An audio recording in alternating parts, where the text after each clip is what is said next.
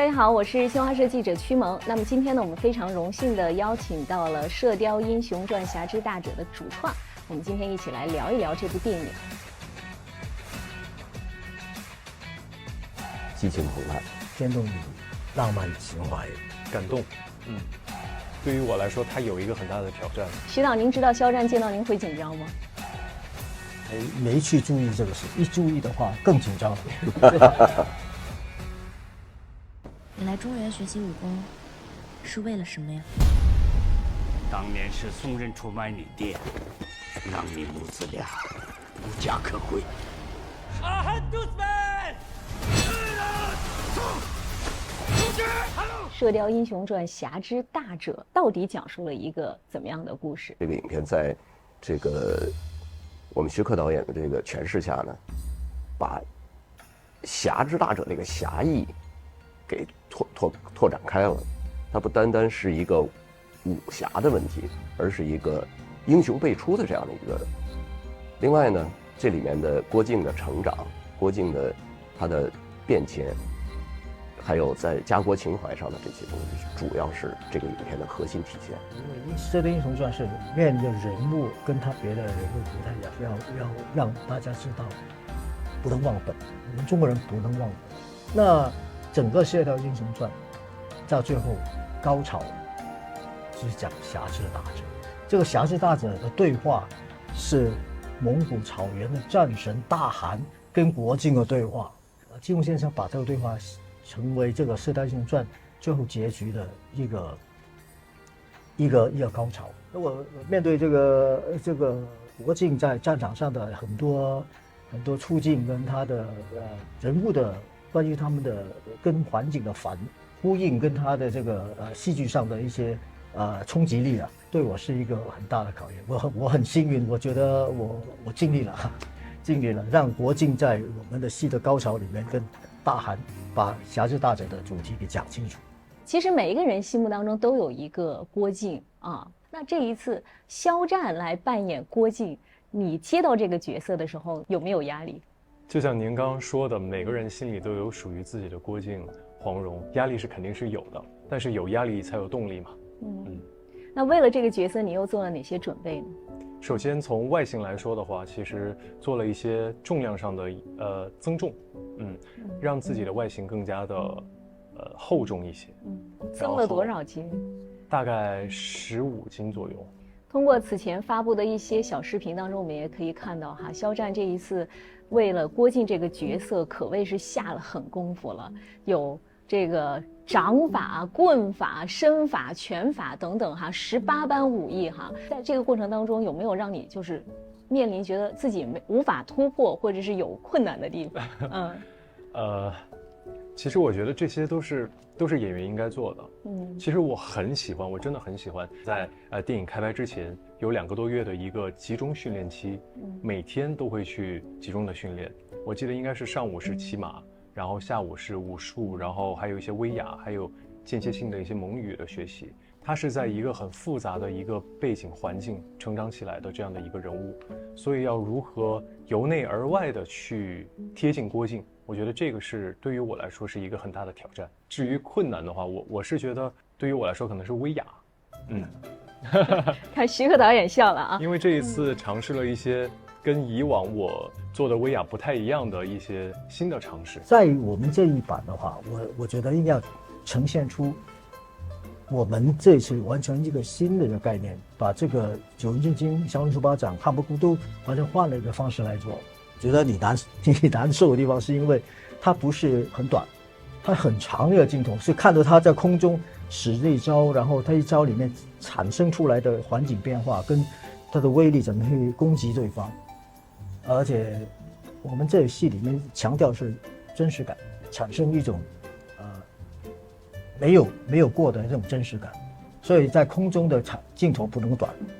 在打斗过程里也不能短。刚刚导演讲的是它的设计，那从实际出发的话，可能要求对于演员的核心要求就很高，因为有时候你需要一直吊在空中，但是你的腰只有一个着力点，所以你需要把身体要绷直也好，需要在空中就是做一些动作也好，所以你要 hold 在那个点，像导演刚刚说的，它需要一定的时间，所以你要全身发力，然后用你的核心，然后 hold 住那个造型，对，那个姿势，那个动作，而且还要发力，对，对。刚才你也说了，跟导演在片场的故事很多，还有什么让你印象比较深刻的？导演经常会，比如说我们拍完一条，然后就现场就鸦雀无声了，然后每个人在想说，哎，怎么了？发生了什么？然后就隔了一会儿，就看见导演风尘仆仆，咚咚咚咚咚咚冲到现场来了。就导演他是一个，他有时候他会直接就到现场，然后，他很简单明了的告诉所有人他到底要什么。这也算是一个很有趣的一个现象。有时会很突击性的说，这样做，因为有时候想太多，反而就造成了很多这种所谓就心理上有很多预备的这东西，而预备的东西不直接。你如果突击性的去做这个事情的话，他很直觉，用他很本色的方式去做这个，突发奇想。对。每一个人心目当中也有一个武侠的英雄哈，我们想问一下在座的3位哈，你心目当中的武侠的英雄又是谁？郭靖还是非常这个刻骨铭心的。读那个武侠的小说呢，更多的是侠义。我倒是觉得，这个侠可能它不单单是一个，就是在武学上的这个多高超，而是他的内心非常强大，而且他是有一颗这个温暖、和平、善良的心。所以，就像我们现在老说英雄，其实侠是中国文化一个非常典型的一个原来的一个评价说法。这个其实侠和英雄某些程度上是一致的。这种侠涉及到很多，包括北疆这个南海驻守的我们的人民子弟兵，他也是侠。这个侠呢，在我们平时的这个普通这个人民这个身边也很多。我们想呈现的，我的感觉是应该是更宽泛的。其实总结来讲，简单说一句，侠就是我们对这个社会里面的正义感的一种希望。如果这个侠能够维持在我们的社会里面，而且辨清是非之后，我们的社会就有一种被保护的感觉。武侠世界跟江湖世界就好像是每一个人的一个理想国，自己可以在自己的理想国里面，肆意快活，然后行侠仗义，对。但是这个理想国度呢，同时又是跟我们的现实世界是挂钩的，需要用你的责任跟你的能力去帮助别人，对，更多的应该是这样。真正的英雄不是南征北伐，而是要怀一颗怜悯之心。对，我觉得这句话就很好的解释了什么是真正的英雄。片中我们也多次能看到哈，要提前剧透一下哈，这个郭靖也多次提到了英雄。刚刚肖战也解释了，说是怜悯之心。我相信怜悯之心也是中国式英雄内核当中非常重要的一环。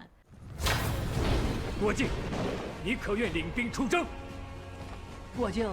还要一个人面对草原大军呢。你可知大汗为什么留我在这里？就是为了等这一天。我是通过这个先公布出来的一些视频我能感受到肖战在整个的准备过程当中眼神的一种变化从最开始的接触到郭靖这个角色，然后到最后我们18般武艺全的这个学会之后的这种眼神的那种对于坚定感不一样。您饰演的这一版郭靖，您认为又有什么样的不同呢？肖战版的郭靖，那在郭靖的身上肯定会融入一些有肖战的特质。但是其实我是认为我跟郭靖其实是有相同点的，我觉得可能是在认真跟一些对于自己认为正确的东西的坚持跟坚守上吧。我记得眼神这一个词是导演我们在最开始拍摄的时候，导演反复跟我提起的，你的眼神，大侠的眼神是什么样子？然后导演也会让我去监视器看回放，然后说你看看这个眼神，这个不是郭靖的眼神，这个可能是郭靖的眼神。那到了最后一场戏的时候，我记得导演跟我说，气势不能输，哪怕是你一个人对抗千军万马，但是你一定要沉住气，在气势上你要压倒大汗，但是同时他又是养育了你的那一个人，但是你又不能对他有仇恨，所以其实这确实是一个很复杂的情感在那一场戏里面。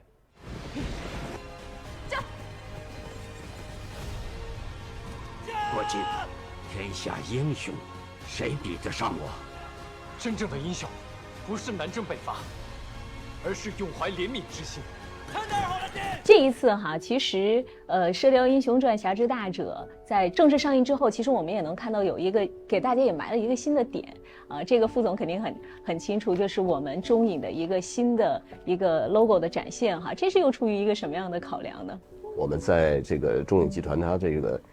整合融合过程当中呢，它有一个新，我们也想推出一个新，正好呢，这个《侠之大者》这个片子呢，把这个江山和这个人民表达出来了。我们使用我们第一款，使用我们这个新的动态 logo。对，目前这部电影马上要跟大家见面了，大家对于这部电影的期待和期许是什么？一个是期许看看这个徐克导演是从哪个角度来把这个《射雕英雄侠之大者》给推出来的。第二个还是也期待着看这个我们肖战在里面的这个表演和演绎嘛，所以我觉得还是蛮值得期待的。是，我是小说迷嘛，小说迷从小都一直酝酿的这个金庸小说世界，我应该想个办法把它改编成一个完全一个新的体验。还是两个东西很重要，一个浪漫，一个是让人触动他的这种对这种热血，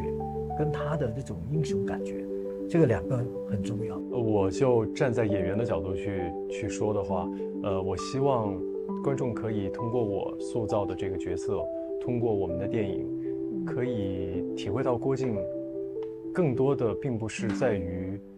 他只是一个武功高强的人，体会到郭靖他非常强大的精神内核，他坚持的正确的价值观，以及他坚持不懈坚守的一些东西。也到了过年了，大年初一，《射雕英雄传：侠之大者》就要跟大家见面了。那我们今天一起，我们来说一句祝福的话吧，给大家。爱生活，爱电影。大家过一个浪漫、热闹、开心的春节。祝大家新年快乐！大年初一一定要去电影院看《射雕英雄传：侠之大者》。